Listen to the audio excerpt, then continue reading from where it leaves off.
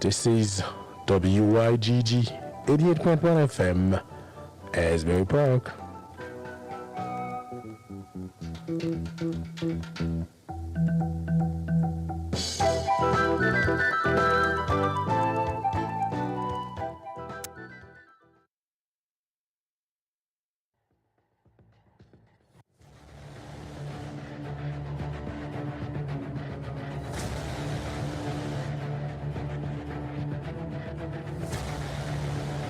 We all can agree that raising a family in these times is challenging, with everything being so exposed and accessible through social media and the influence that come along with it. How do we find the balance? Does your child feel confined and has no outlet? Sasha, meet me in the bathroom so we can take our Instagram pics, because you know once I get home they won't let me out. Would your child come to you when they need help? Mom, I'm in trouble and I don't know what to do. Do you know the signs when your child is crying out for help? Mickelson, you don't listen. The school has called me and now I have to attend another school meeting. This time you lose your video games for 2 months. Do you and your family need access to resources? I lost my job.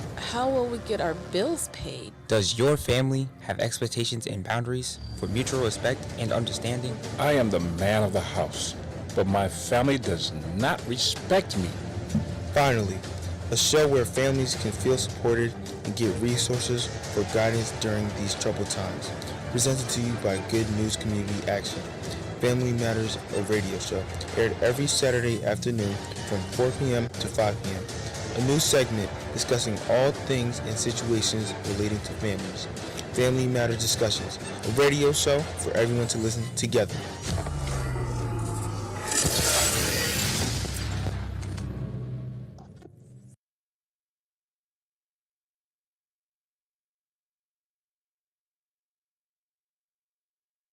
Good evening, everyone. Bonsoir tout le monde. Bienvenue dans Family Matters. Ça, c'est un programme Radio Bonne Nouvelle présenté par vous de Good News Community Action. Ça, c'est une non-profit organisation de Radio Bonne Nouvelle. Moi, c'est Elna. Moi, content ensemble avec nous aujourd'hui. Dans deuxième samedi, mois de novembre. Année a presque fini, oui. Mais aujourd'hui, nous là pour nous discuter un sujet qui est vraiment important parce que nous dans la saison grippe.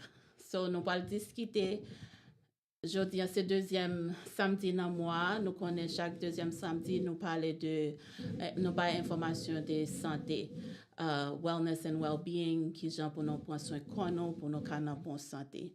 So, aujourd'hui, nous allons discuter façon pour nous booster ou bien renforcer le système immunité dans la saison grippe là.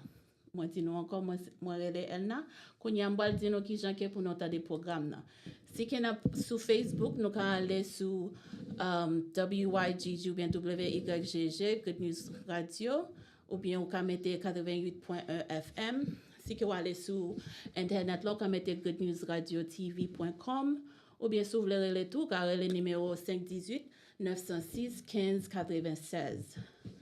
Alright, et puis si qu'on a écouté radio, nous besoin de relais pour nous poser des questions ou bien nous avons information tout nous t'avons partager parce que nous te dit nos programme ça c'est un programme que tout le monde gagne voir si que nous avons bagay nous t'avons partager ensemble avec communauté nous ba une plateforme là pour faire ça. Si qu'on t'avons relais nous prendre nous sous l'air là c'est 732 775 0220 ou bien 732 775 0225. So in English. Welcome everyone to Family Matters. Today is the month of November. We're in the second Saturday of the month of November. My name is Elna. I'm your host. We are here with you every Saturday when we are able to from 4 to 5 p.m. And it's repeated again on Sundays from 3 to 4. I have a very special co-host guest with me today, none other than my sister, my blood sister, whom I love very much. She's looking very beautiful, you guys, sitting here next to me. I'm so happy to have her. Her name is Claire Joseph, and we're going to have her introduce herself in a little bit. But today's topic is on health and wellness, and we're going to discuss how to boost your immune system during the flu season. But before we get to that, I just have some announcements for you guys. So As you are all aware, this month started off the open enrollment for anyone who is in need of affordable health care, otherwise known as Obamacare plans.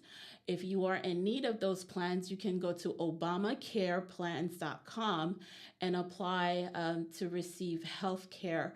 If you are someone who is of low income and are not working and need health care, that is the platform that the government has arranged for you to be able to apply and receive discounts so that you can get access to health care.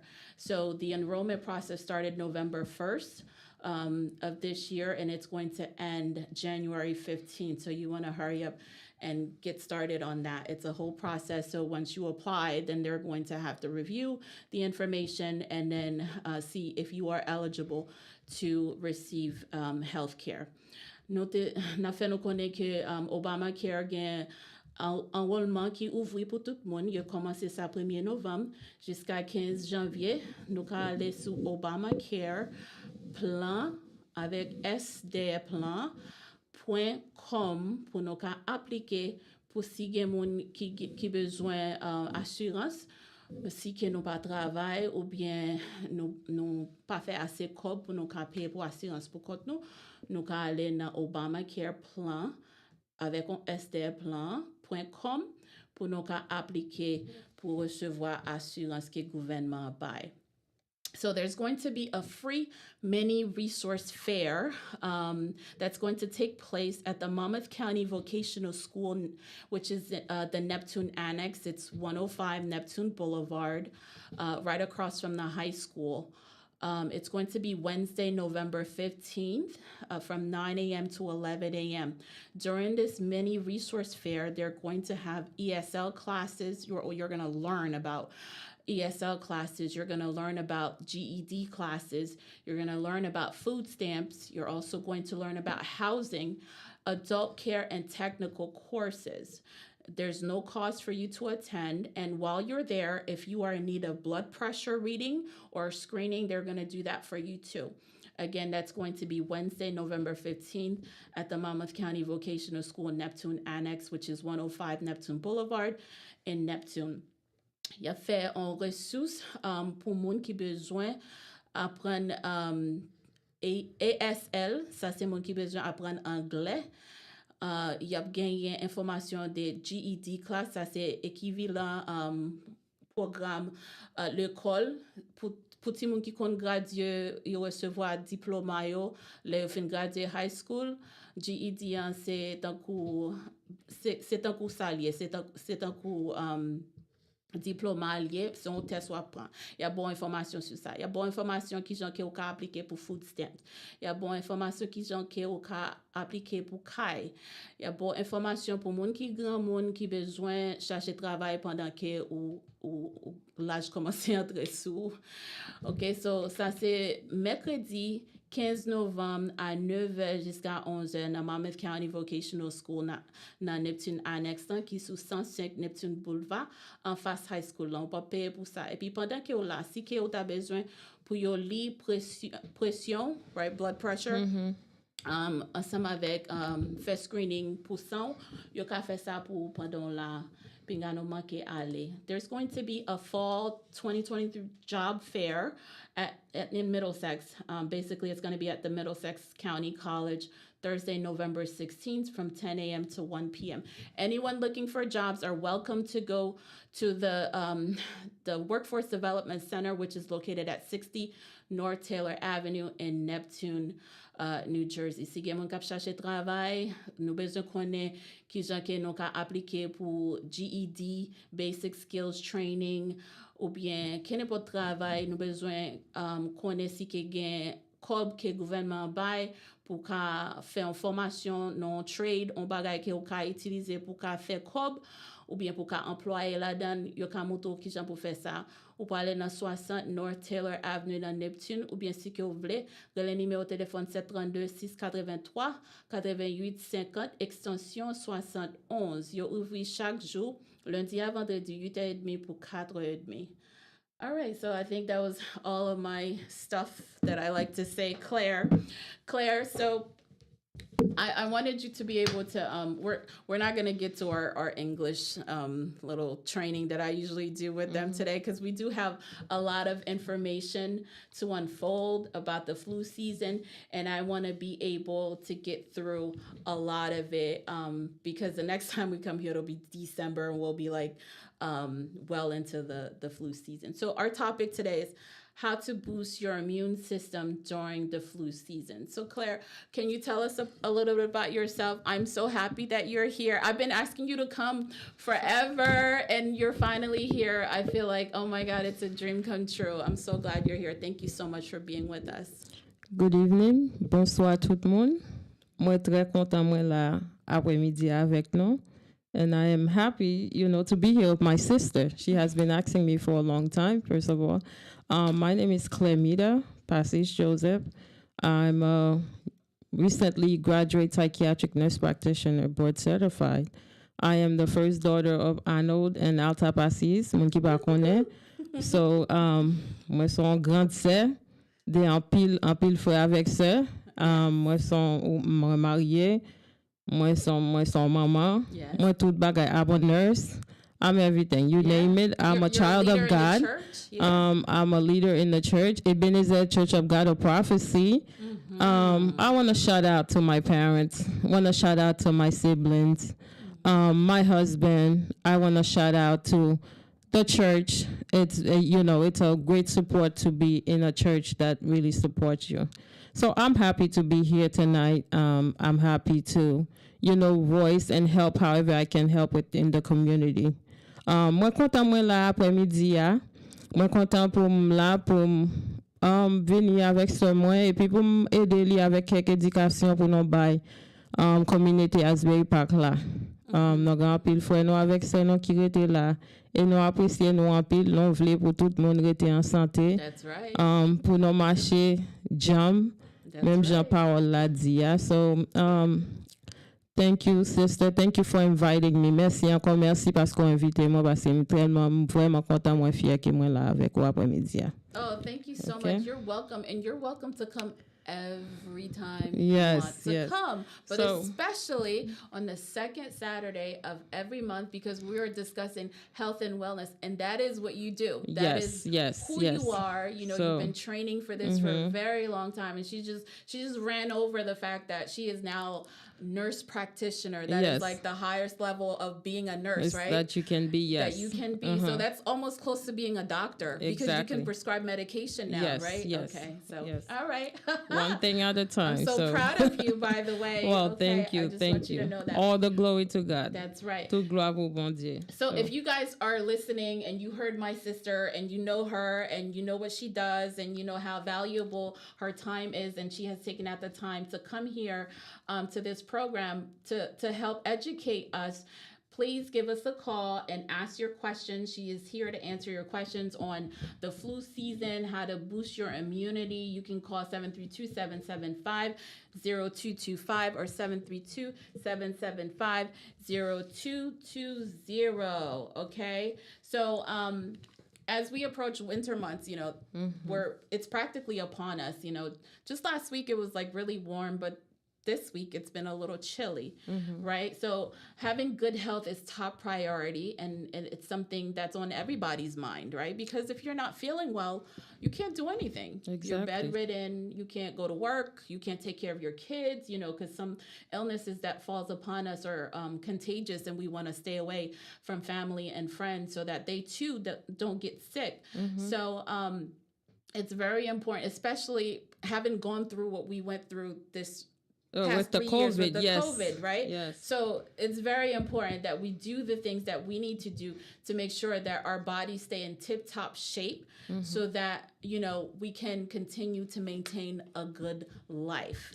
So we're going to talk about, first of all, how do you recognize, what the flu is and what is a common cold? Because before COVID, everybody had a cold, but after COVID or during COVID, everybody had COVID. Yes. So nobody really, you couldn't tell the difference between the two. cold and a COVID. So let's talk about what does that look like. So I have a chart here, right? So this chart is saying that if you have a runny nose or if you have body aches, what does it look like? So the common cold and the flu are both respiratory illnesses. Yes. But they are caused by different viruses.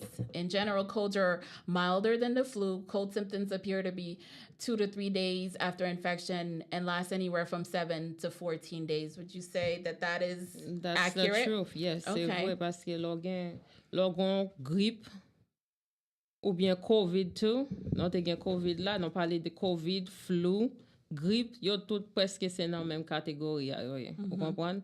Gen de l'or moun ka commencer à anti-tous. You see, you start with a little cough. Gen de l'or senti c'est tourner ou ka bay de l'eau ou bien nasal dripping, you feel like you have a runny nose ou ap tousse. Gen de l'or senti c'est corps k'ap fò mal. On fait mal la vini. Si c'est flu ou bien COVID ou gen, ou après on la fièvre dead. Okay?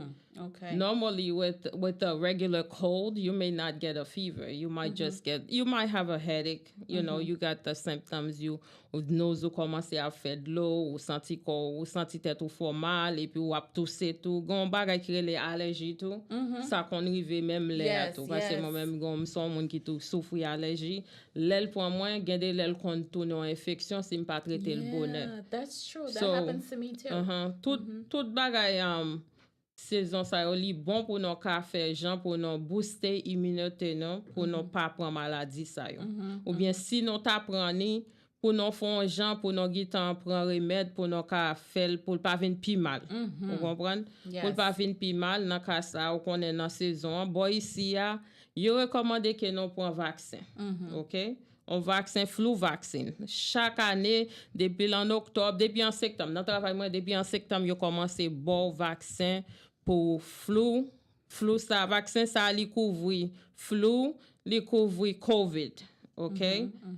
According to research, the vaccination reduced flu by 60%. Oh, okay? wow. Ça pas vle di li réduit based on research. Là n'a regardé research dit comme ça que l'on vaccin li réduit chance pour ta prendre grippe ou bien pour ta gen COVID là par 60%. Ça pas vle di ou pas prendre non, mais l'on prend ni symptômes yo a diminuer. Vous comprenez? Okay. L'a diminuer pas faire trop temps sous. Parce que gen moun le ou pour un flu ou bien ou pour un cold, yo prend pile temps dans cabane yo parce que nous même haïtiens non travail dit non toujours au mouvement les on ti bagay pour non vraiment voir qu'on mette non coucher Nous pas gen temps pour nous coucher. non pas gen temps pour non coucher so sou recommande pour non font ti coucher non coucher non flou à tout non ka ouais que non senti que non chills tant qu'on non senti que frisson et puis non senti non gain la fièvre non senti que non congesté là n'a parlé non senti que tourner non boucher tout bagay ça yo tout ça yo c'est symptômes yo mais qui ça pour nous faire pour nous ka prévenir bagay ça yo ou bien si yo ta vini qui gens pour nous comporter non pour nous pas passer le bail l'autre monde. Okay. So, qui gens pour nous connaissons influence alliée, OK, son bagay respiratoire allié. Gen gens yo vraiment vrai yo dit non recherche dit non sinon prend vaccin non ka préventer pour non gen flu, pour non gen cold, pour non prend COVID, non pour non gen grippe, non ka prevent li. So there are some of us, and I'm guilty of this. We don't trust vaccines. We don't want to hear about it because I will tell you this. When I was pregnant with I think it was Josiah, it was the very first time the GYN, my doctor, she convinced me to take the flu vaccine because she's like, oh, you're pregnant, you need to be protected, you know, all this stuff, right? And so I listened to her and I took the flu vaccine and I got the flu. Well, that was my first time getting the flu after I took the flu vaccine. So I was like, I knew I shouldn't have taken that flu vaccine. En pile moun pense c'est flu vaccine là qui ba yo flu. Okay. Ou quand ça faut prendre flu parce que t'es malade déjà, symptômes yo pas de code yo. Oh. Your immune system was weak. When your immune system is weak, anything strange you introduce to your body will come out. Oh, you know? That's what it was? That's what it was. Okay. That's what it was. Say that again in Creole. So Là, ou pral prendre vaccin, faut un petit genre fort, fort immune ou fort. Vous comprenez? You have to be strong. Fort en santé. Ou pas ka gen la fièvre, ou pas ka gen aucun signe que ou gen ou pas ka gen signe cold, OK? Si ou gen cold ou pas prendre flu vaccine. Si ou gen fièvre ou pas prendre flu vaccine parce que la fort malade. Vous comprenez? La fort malade parce que l'immunité ou gitan down, li gitan descend déjà. L'ou ap met ton bagay étrange dans corps ou introduit li. Ça va dire ou senti ou ko prend col là ou gen flou a. Tout monde gen pile monde qui toujours pense c'est flou vaccin là qui ba flou c'est pas vrai. C'est corps trop fatigué ou bien te gitan pas bien déjà. Des covid prend pendant que corps pas bien, li tout réagit so. Because the vaccine itself, it's the live virus that they're injecting inside of you, you know, to see like if your immune system can fight, you know, combat that that virus. So they're putting it into you to make your immune stronger. But it's not the full blown amount. The full blown. It's a little bit concentrated version of it, plus all the other stuff that they put in there. Now that's what I have a problem with, all the extra stuff that they put in there, which in my opinion is completely unnecessary. And I'm not such a trusting person that I would just allow, you know, someone to continue to inject me with foreign objects into my body. So for that reason, I kind of stay away from it. I got scared behind that situation, and I was like, never again. Yeah. So, I mean, but to each his own. So I'm not by any way, shape, or form discouraging anyone from doing whatever you feel that you need to do to protect your body, to boost your immune system. If you believe in doing that, by all means, go for it. But personally, it's my choice, right? I'm d'accord avec pas tout bagay ka la tout monde. OK? So moi-même ka OK avec li, mais ou pas OK, ka pas OK avec. So gen moun ki allergie avec ce vaccin, OK? Dernièrement les ba ou yo toujours mandé est-ce qu'on allergie avec zé? So moun ou allergie à zé ou pas prendre vaccin. Because that's in the vaccine. vaccine. Différent yo ba ou qui pas gen zé la dan. Yeah, so toujours dit ça.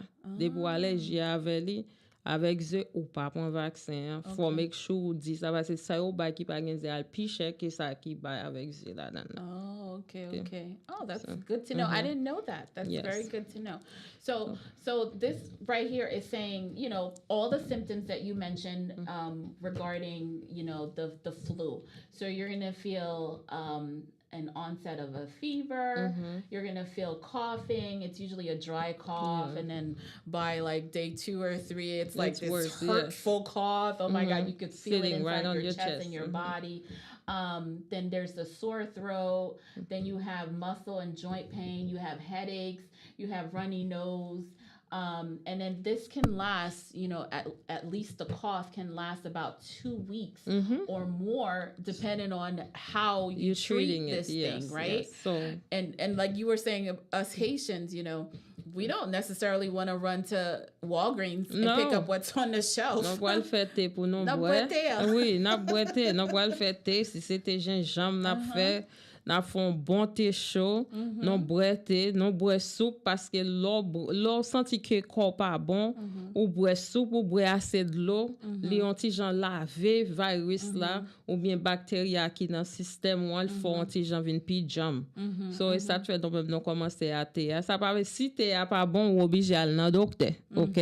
Parce que gende l'eau prend thé la fièvre là toujours et tout. Yeah, because gen quelques maladies qui virales, right? Yeah, gen viral, gen bacteria. Okay, so the flu can be viral. Okay, so ça veut dire si le viral yo pas ba ou antibiotique. Okay, si son bactérial il y a bon antibiotique qui pour tuer bactéries qui dans système. Okay, so li dépend gende le yo fait test pour yo qui qualité flu gen. C'est comme ça yo traité. Oh, I have some words about that. There's different types. There's like 4 different types, right? But before we go into that, we are going to learn about the different types. But this is also saying that most people will recover from the flu. It's not necessarily a death sentence. Unfortunately, some people don't if their immune system is so bad like, and it ends up in like pneumonia or something like that. and they're not able to combat it. So especially like the elderly people. The elderly people, moun ki some gen kids respiratory too. problem deja, Yeah. ki gen COPD, which is gen moun ki gen maladi ki rele emphysema, ki yo pa ka même pran souf deja, yo pa ka touse pou yo mene tout bagay sa yo de Yeah, nan yeah. l'estomac yo. So Yeah, so it's saying here that in order to combat it, in addition to buete, drink the tea, you know, the good herbs, you know, mommy says, you know, it's really good to put cloves. yes. And I started doing that. I Yes. started putting it in my because you know I drink this tea, what was it, turmeric tea, right? It has ginger in it. It has some has like lemon and honey, and so I add the cloves. You know, you can get the cloves in refined, you know, like a powder form, so you don't have to put the actual herb inside because you don't want to accidentally drink it. So because if you drink too much of that, I found out too that it could affect your liver in a bad way if you're consuming too much of it. So I get the refined Everything. one and I put it in the tea and it doesn't taste bad. It doesn't taste bad at all. You So know? oui, girofle la bon. OK?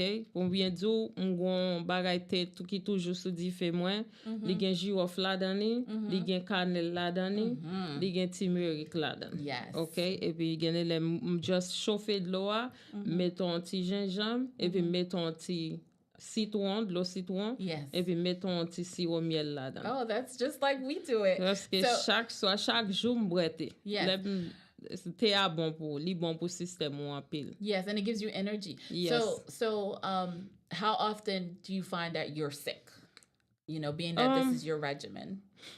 Well, I started that regimen not too long ago. Pour bien Okay. dire, c'est nan année ça m'komanse régime ça. Avant, m'te kon pran kol en pile. M'te kon pran kol en pile. Par contre, gen de laisser stress ki bo maladi yo to, kompren? Yeah. Ko a ka gen trop stress ou fait trop activité ou pas vraiment prend temps pour relax ko a, pour take care tête ou. So, ça ka fait ou maladi ou ka prend maladie souvent. C'est ça te fait li toujours bon pour nous prendre temps, pour nous dormir bien. Yes, Et that's pas right pour there. nous dormir bien, pour nous manger bien, pour nous boire bien et puis pour nous faire exercice. OK? Okay. Bagay sa yo li bon pour nous ka prévenir en pile maladie. Tout ton ou a pe de courir ici l'autre bord et puis a manger, vieux manger bagay sa yo. Tout bagay sa yo c'est introduit maladie a introduit encore. Même jon école là qui vini an, sou ou pa pran bon ti bagay ki light, ou pa bezon pran gros manger. Même di ti soup, ou ka pran même pran ti broth to drink. You feel like you get some energy Yeah, after you yeah, drink that, you yeah. know? Yeah. Lò gen kol la, dans COVID la, an pil moun se te ki sauve yo. An pil moun se te ki sauve yo. Right? Pou ki sa? Parce que COVID la te vini, docteur yo, an pil moun pat kont sa yo tap fe. Yo pat kon Yo nan pat yen. kont sa yo tap fe. Yo Yo mette still pat moun kon yo nan nan tube, yo mette bagay nan mas nan figi yo pou yo ka pran souf, et puis mas la même nan, gon kontrole pou ya pede kontrole bagay, an pil bagay yo pat an kontrol di tout. Yo pat an kontrol di tout.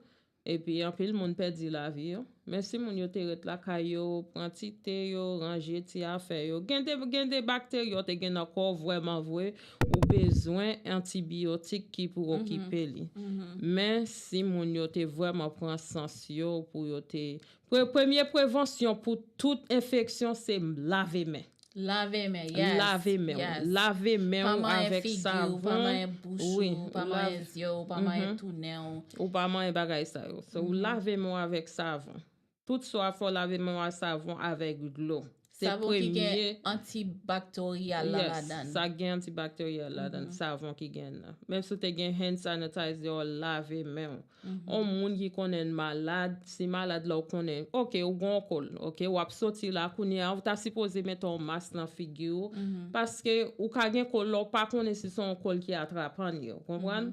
So al nan mi tan pa mi moun nan public, li vaut mieux mettre un masque dans figure. On connaît masque là, l'homme mette là, ça veut dire c'est propre gemou que ou après respirer encore. Yeah, Li yeah. pas bon pour Mais sous la ka ou retire li, sous pour compte ou retire, mais sous en public. Like wal non classe ou bien wal l'église, quand tout le monde chita pour ap tousser, li pas bon. Et puis ou nan market la, gen moun ki pa gen boundaries. Ki je di boundaries encore. Like yo pa kon espace yo.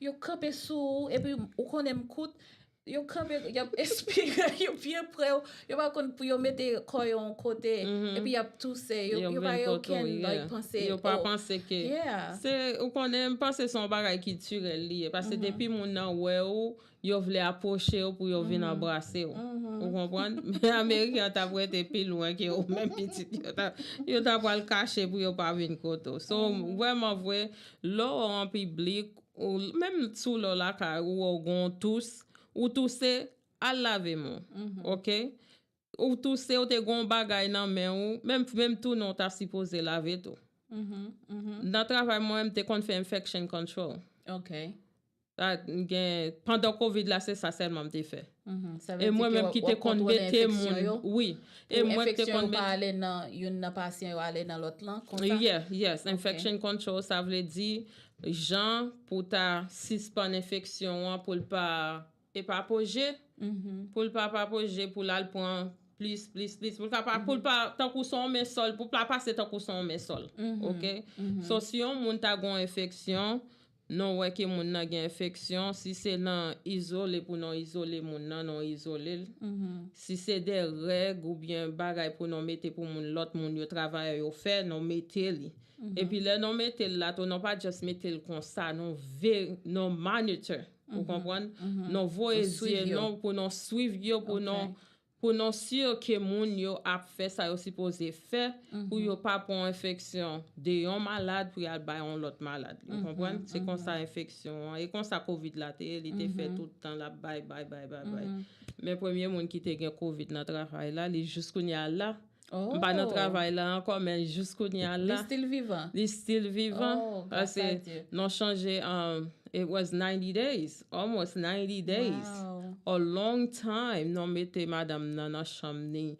Tout ça n'a bali, c'est poté dans chambre ni bagay ça. Et puis ça à l'hôpital yo mouri. Wow. Ça à l'hôpital yo mouri. Parce que tu mette on a respirator. Yes, they had them on the respirator. Non, la femme te gade un paquet de vidéos qui te voyait qui infirmier spécialement dans New York yo expliquer qui gens qui simplement quitter mon dans chambre yo même tout yo te paix parce que yo pas voulait joindre maladie en tout pour maladie vinn sou yo so yo quitter mon yo mettre sous respirator en fait yo vinn plus mal et puis yo mourir yo so yo quitter mon yo pour yo mourir so tout le monde qui te survive qui vive Covid c'est grâce bon Dieu fait nous c'est pour nous dire bon Dieu merci chaque jour que nous continuons à respirer continuer à vivre parce que c'est grâce bon Dieu fait nous parce que moi même te gagne là me pense me t'a mourir so me dit bon Dieu merci pour ça te gagne tout oh bagay ça te fait me tousser en pile te fait me tousser en pile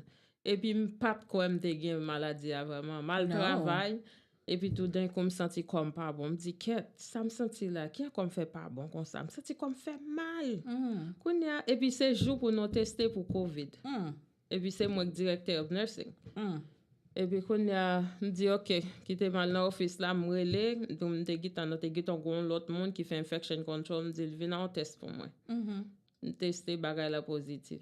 Dit pas vrai. On dit pas vrai. On dit pas vrai parce que on va quoi test ou même bail tout le monde. Non parce que vous comprenez, me fait test là me dit pas vrai, pas positif. Ou si ça, il aurait fait encore.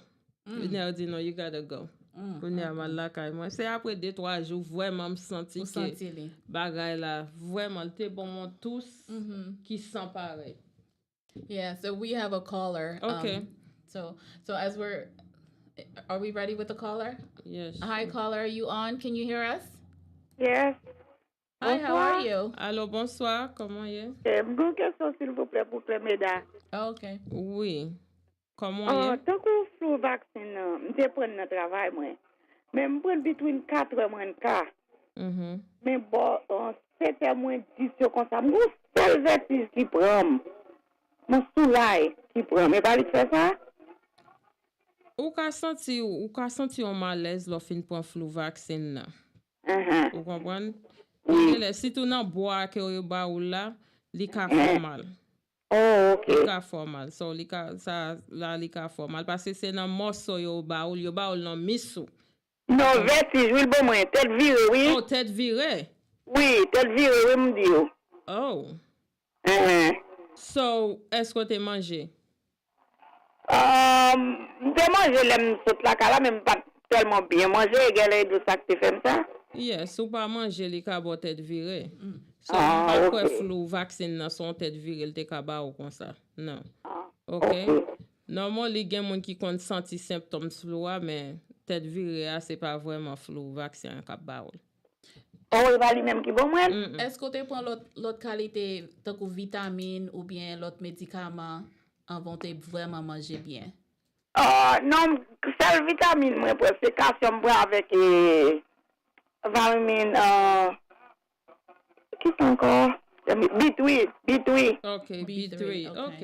Yeah, B3. sa pa tap bo tête virée. Soit ou pas te manger, Gale ça. bien- Gale me vin sentir grand goût. yeah, Et ou pour me bien, manger même côté, là. oui, ou te supposé al manger même côté, ou bien on pas boire assez. Gen de lè non pas boire, non genre dehydrated. Yes. Et vous mettez ça, oui. Ça pa fò senti que tête ou ap viré. Mais parce qu'on prend flou a, ou même ou getan connecté li, ou di se flou vaccine nan ki ba ou. Non, c'est pas Je li. dis ça tout moi. Oh, il va lui-même. E pa li. E pa Eh li. bien, ok, next time, à quoi ça pour me faire connaître, pour me pas gagner. Mais ou senti ou bien, depuis ki lò te pon flou vaccine nan? Non, moi, depuis en octobre, oui. Depuis en octobre. Et puis, Depuis en octobre, il y a toujours pas de travail, non. après au fin manje, ou senti ok? Oui, après, je viens manger, je viens sentir que je pas fini tellement ok. Net, bon, après ça, je commencer. Je Yeah. viens travailler, je me sentir ok. Ok. Ka se sucre ki te ka desan, ok? Bon, finalement, je ne vais pas faire ça, non? Ou pa bezon fè sik pou sik ou desan. C'est vrai? Se Ok. sou fon nom de tan ou pa manje, Mhm. sik ou ka desan, wap senti tèt fè mal. Wap senti tèt wap Tête vire. virée. Oh, ok, d'accord. exposé. Eh bien, d'accord. Salut nous tous les deux. Je reconnais nous tous les deux, ok? Se ki Merci es? beaucoup pour l'appel là. Madame Michel. Ok, merci. Madame Michel, merci. Mwen Merci kontatande ou. beaucoup. Ok, moi-même tout. D'accord. Bye-bye. Bye-bye. Okay. Could you recap her question for English So- listeners? So she was saying that she took the flu vaccine and then she had Dizziness. symptoms of dizziness. So right then and there, she thought it was due to the flu vaccine that she took. But however, it ends up being that she didn't eat all day. So once she ate, Or she she had a felt lot of better. food in her yeah. system. Yeah. Yeah. So she could have been dehydrated. Sometimes, like I said, the flu vaccine, anything that we do, we always try to find something else to relate it to. Because if you felt that you were okay before and all of a sudden I'm you telling feel you, like, I wasn't sick okay, until I took now that what's flu going on vaccine. with me, you know?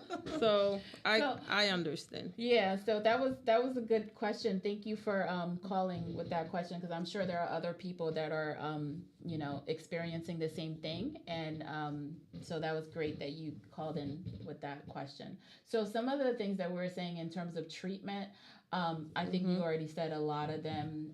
If you feel like you're having symptoms of the flu or even before that, you want to stay home, avoid infecting other people. You want to rest, get plenty of sleep, drink plenty of fluids, okay? And you want to treat any symptoms such as fever, and you want to seek medical care, like you said, if the symptoms become worse, okay? Because when influenza worsens in your system, it can lead to other chronic diseases, right? Yes. Okay, in severe cases of influenza, it can lead to pneumonia or sepsis.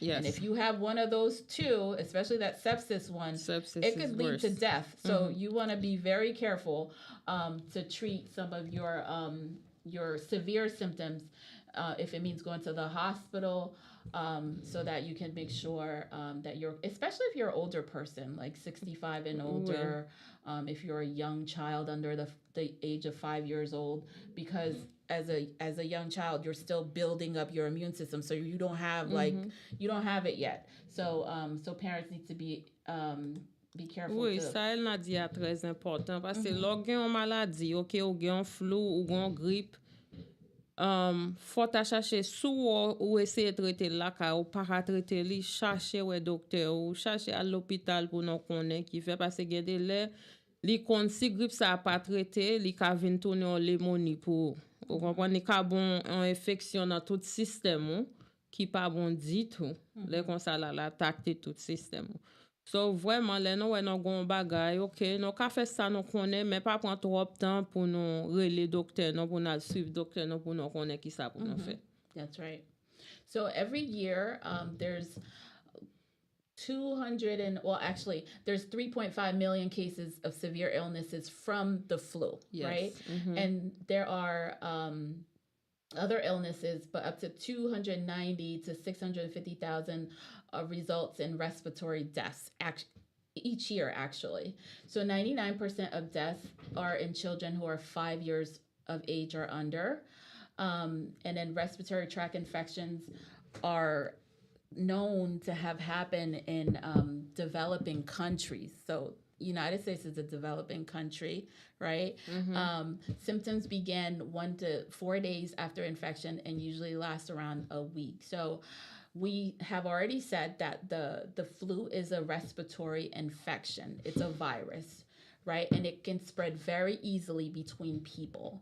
Okay, you might notice coughing and sneezing. Like if you're coughing and sneezing, like there's elements coming out of you that's going out into the environment, right? Particles and stuff that could land on surfaces or land on someone else, causing them to become infected. So you want to be very careful to cover your mouth and wear the face mask, like you said, and wash your hands and stay away from folks when you are feeling the symptoms of the flu.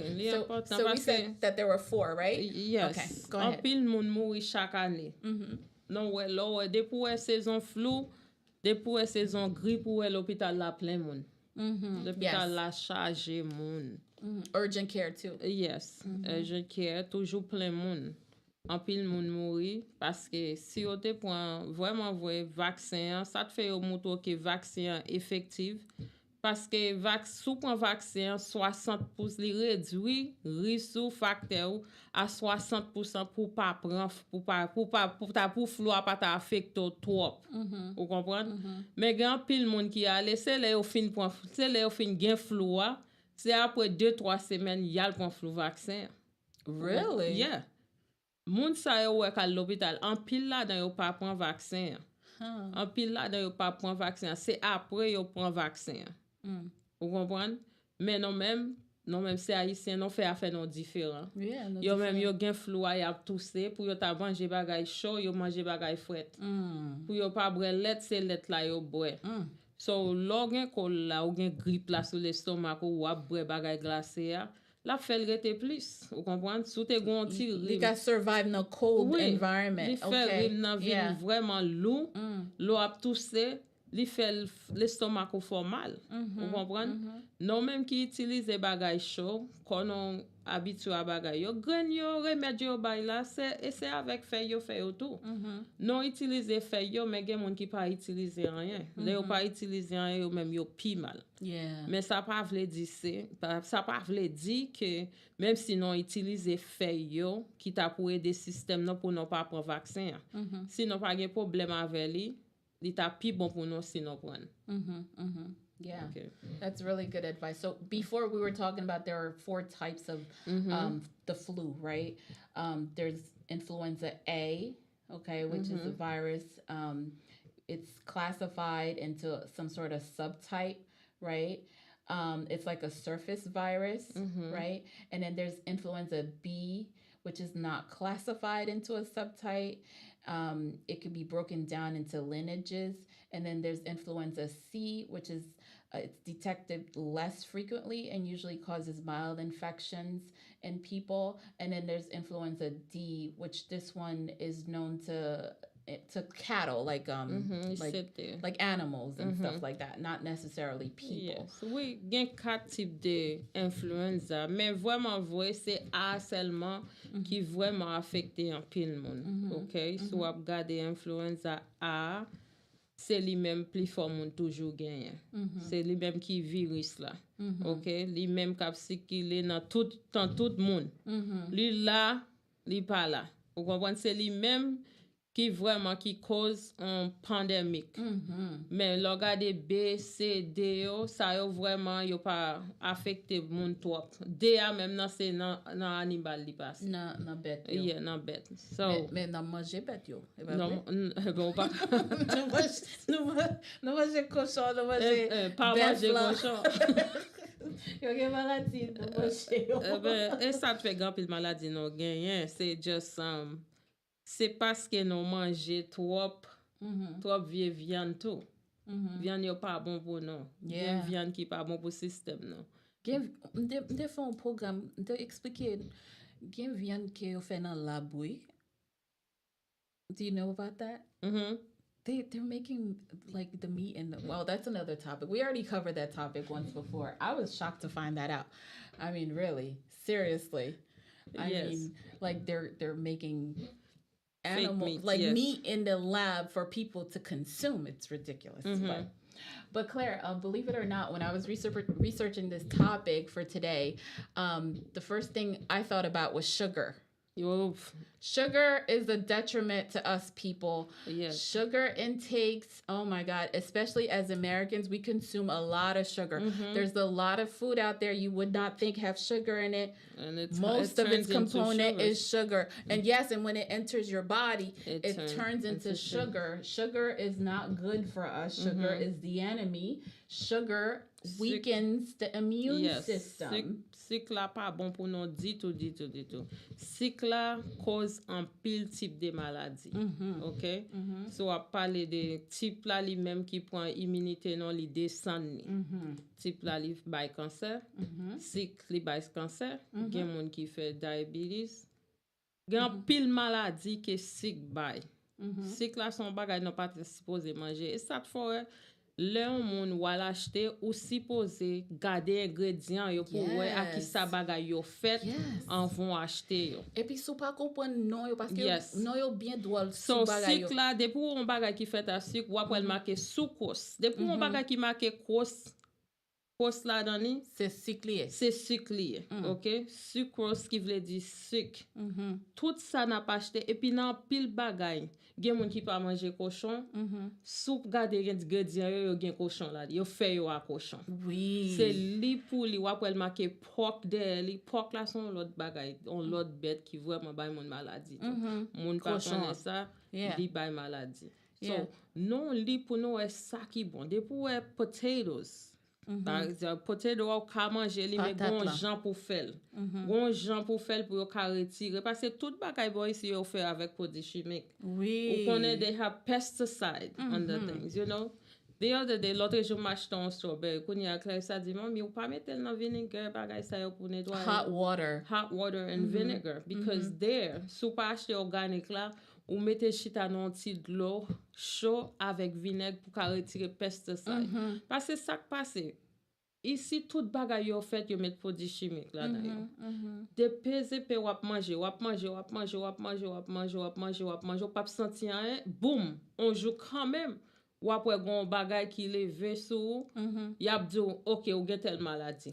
Ou pas contre qui j'en fait prendre. Ou pas maladie ça nan raso. C'est manger ou non manger. Yeah. Et ça te fait science dit non pour non manger plus légumes avec fruits. Yes. Ou manger plus ou elle fait plat manger 70% là-dedans ta supposé vegetables and fruits. Yes. OK, 70% supposé légumes avec fruits. OK, ou ka manger un petit diri. Oui, non même non c'est haïtien. Non mais ti bagay sophistiqué non bagay ça. Ti diri à John non remet ça. Mettez ti coco là-dedans. Américain remet tout. Oui. Mais yo pas manger chaque jour. Yo pas manger chaque jour. On lait comme ça ou ka fait tout plaisir. Pour mettre ti bagay pour manger. Mais ou pas manger chaque jour. Ou faire les once in a while. Soit faire once in a while, that's fine. Mais tout le temps, li pas bon pour nous. Les non fait manger trop riche, non manger aux gens qui fait maladie dans corps. That's right. So I'm glad that you said that because that's where I was going with the sugar and it leads to diabetes. I don't know that we've covered diabetes in full on this show, so we're gonna do another program where we talk about diabetes specifically. But the sugar, we just have to be careful. Like you said, read the back of the labels, and if you don't understand the word, there's something called Google. Is such an amazing invention, like you could just write the name into Google and it's going to break it down for you, explain the whole thing. You can change the language to Creole so you can read it in Creole. Gen moun ki pap kompran, gen moun ki pap gen ta pou yo fè tout bagay sa yo. Se sinon men haïtien non ta gen propre market non comprendre non mette bagay yo ki te pou free facile pour moun yo parce que grand moun côté yo pral gen ta pou yal nan Google pour yal di ki sak nan bagay sa vous comprendre. So si yo gon moun ki pi âgé qui ka comprendre langage là les al fait market ka la avec yo ka vraiment li ingrédients yo pour yo wè ki sak marqué derrière yo pour yo faire yo comprendre OK mami ça ou prend pas bon. OK papi mettez ça là prends ça plutôt. Et puis gon l'autre bagay tout qui descend fait immune système nan ou bien immunité bien bas, c'est celle là. Oh yes. That's also a killer. Here in America, I don't know what we're obsessed with salt and sugar. Yeah. It's like the combination of the two, we go crazy, you know. Black people, number one killer is hypertension. Yes. And the salt is the number one thing that causes a lot of hypertension. Us black people, we don't need to eat salt to have hypertension. You know that? No. We inherited that. It's already in us. Yeah. It doesn't take much for us to have hypertension. So if you already know, sou konnen ki sa kap fò ou gen an certain maladie, depuis qu'on y a ou commencé diminuer yo, pas mettre yo nan manger ou pas manger yo, parce que ou besoin santé ou besoin vie ou. Vous comprenez? Ou pas besoin bagay ki pou bon maladie pour péder pour un pile grain. Vraiment vrai, pi fort maladie, depuis ou wap prend pile sucre, wap prend pile sel, li pour attaquer cœur. Et puis cœur son vital qui très important avec corps. Si cœur attaqué, toute partie dans corps a attaqué. Il dérange tout bagay. So, ça pour nous faire, c'est pour nous manger bien, manger plus fruits, manger plus légumes. Et puis faire exercice. Kembe ça comme une routine pour tête non. Boire plus l'eau temps pour nous boire jus. Parce que jus au plein cycle là-dedans yo. Yeah. Oui, yo kon go mais au plein cycle là-dedans yo. Yeah, boire de l'eau. So, boire de l'eau chaud, l'eau manger, boire de l'eau chaud. Mais j'aime pour nous pas boire jus, puis on acheter. Moi même pas acheter là. So pas acheter ou pas gagner. C'est ça, me te on li pas acheter li pour tête ti moun yo parce que l'aime acheter li. Yo chita yo boire jusqu'à ce qu'elle finisse. Tant que la fini. Yeah, m'pas acheter l'encore. Te gon jeune garçon là kay moi. At night time, the fridge used to go in the fridge crazy because I don't know. It's the puberty, you know. Bon l'âge yo rive ke ko yo mande yo pou yo manger. But anyway, konya li konnen tout bagay ki bon pou ko li, c'est li ka fait diet li pou konti. Di bon Dieu merci pour ça. And my daughter, so I'm proud of them. God is good. And the soda, forget about it. That's poison. Yes. It's absolute poison. Don't pas acheter soda, pas acheter jus, pareil ça c'est six seulement yo gen la donne. Acheter de l'eau. Okay? C'est de l'eau pour nous acheter pour nous boire de l'eau pour nous en bonne santé. So, I wanted to break down, and I know that we're running out of time, the different types of good vitamins, right? For people, right? So vitamins help our bodies to grow and develop. Normally, the best way that to get enough good vitamins is to have a nice balanced diet, right? So we're talking about multivitamins and mineral supplements and antioxidants and dietary supplements and fat soluble vitamins and folates, which is the vitamin B. You know, like these things are really, really good for the person to consume because they have a lot of good components in them, ingredients in them. Most of them are herbs, right? So that could definitely help to boost the immune system. Vitamine est très bon pour nous. Li bon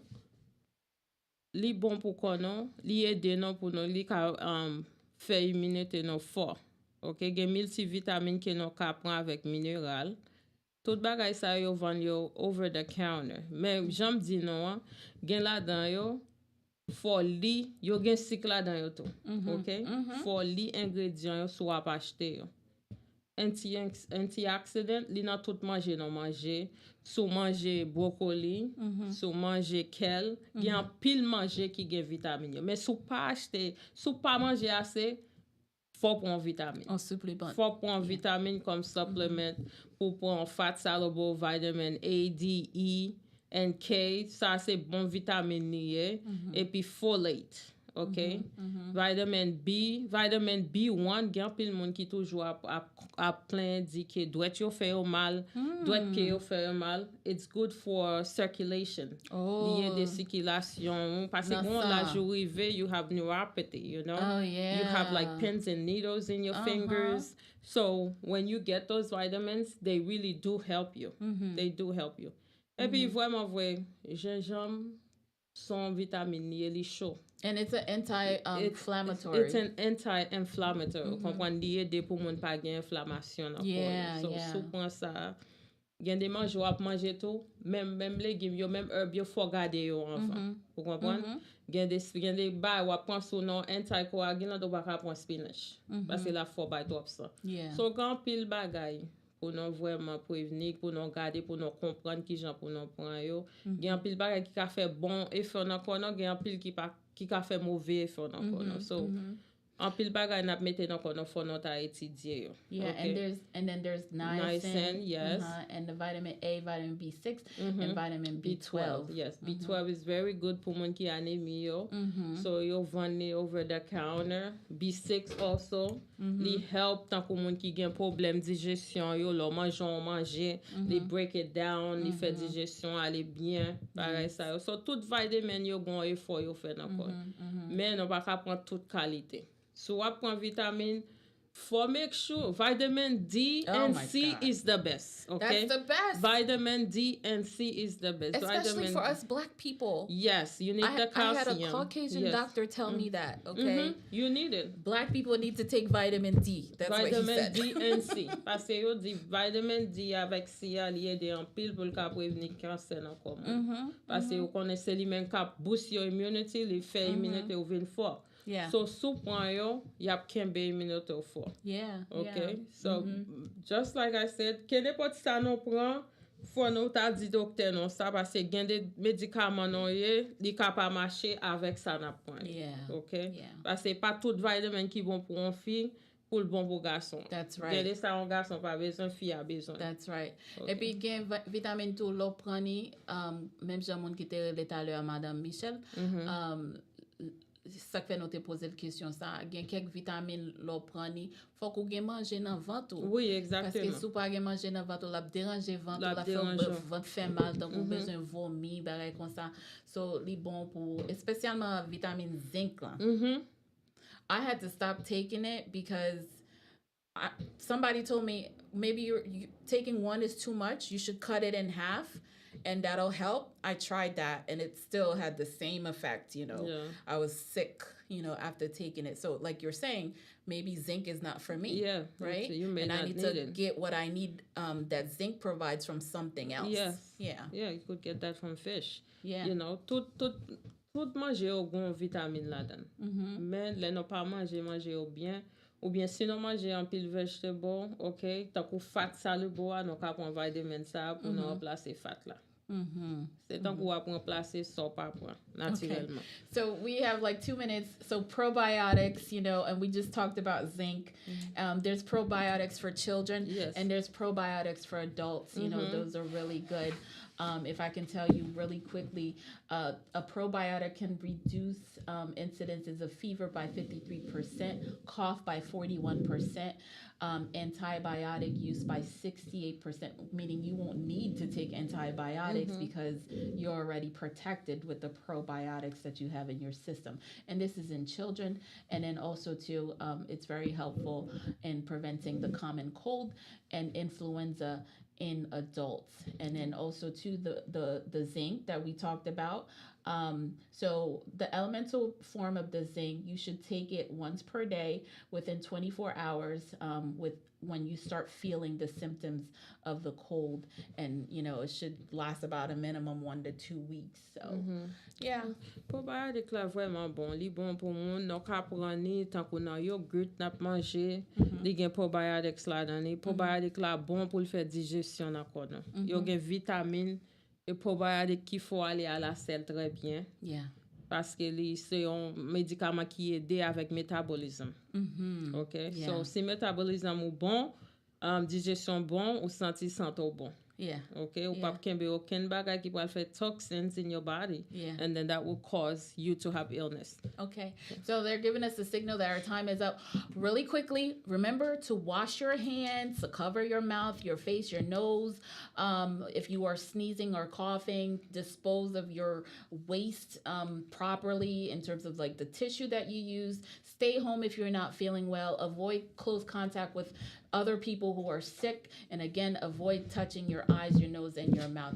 Thank you so much, my sister, for being here. Thank my you for actual inviting blood me. sister. Yes, Elma's you my know. second sister. I mean, like, it's not like you're my sister in Christ. You are my sister in Christ, but you're like my sister from the same mother and the same father, and it's like so amazing Elma to have was my you. first baby. Yes. So yes, so knowledgeable on so many different subject matters, and I would love to have you again. Please do come back and make Family Matters a friend. Okay, so I'm so happy that you were here. Thank you so much. Thank you to your family for loaning you to us for an hour. Oh, thank you for inviting me. Merci tout le monde qui t'a attendé Affaires Famille dans Radio Bonne Nouvelle. Moi t'es content ensemble avec nous. Sinon moi qui attendez nous ou qu'attendez nous encore demain si Dieu veut 3h pour 4h sur Radio Bonne Nouvelle WYGG 88.fm. Merci beaucoup. C'était Elna avec Clémida. Bon après-midi. Merci beaucoup. Bonne nuit. Merci.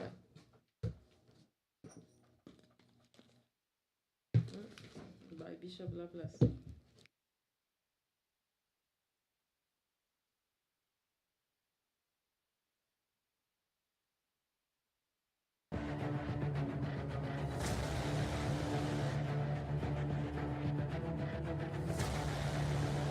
We all can agree that raising a family in these times is challenging. With everything being so exposed and accessible through social media and the influence that come along with it, how do we find the balance? Does your child feel confined and has no outlet? Sasha, meet me in the bathroom so we can take our Instagram pics, because once I get home, they won't let me out. Would your child come to you when they need help? Mom, I'm in trouble and I don't know what to do. Do you know the signs when your child is crying out for help? Mickelson, you don't listen. The school has called me and now I have to attend another school meeting. This time you lose your video games for 2 months. Do you and your family need access to resources? I lost my job. How will we get our bills paid? Does your family have expectations and boundaries for mutual respect and understanding? I am the man of the house, but my family does not respect me. Finally, a show where families can feel supported and get resources for guidance during these troubled times. Presented to you by Good News Community Action. Family Matters, a radio show, aired every Saturday afternoon from 4 p.m. to 5 p.m. A new segment discussing all things and situations relating to families. Family Matters Discussions, a radio show for everyone to listen together.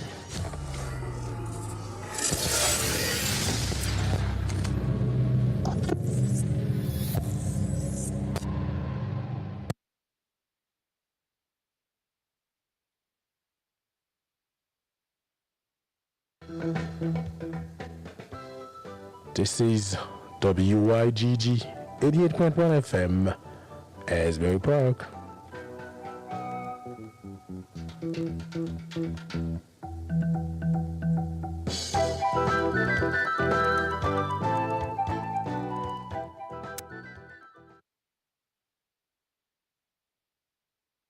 Vous écoutez Radio Bonne Nouvelle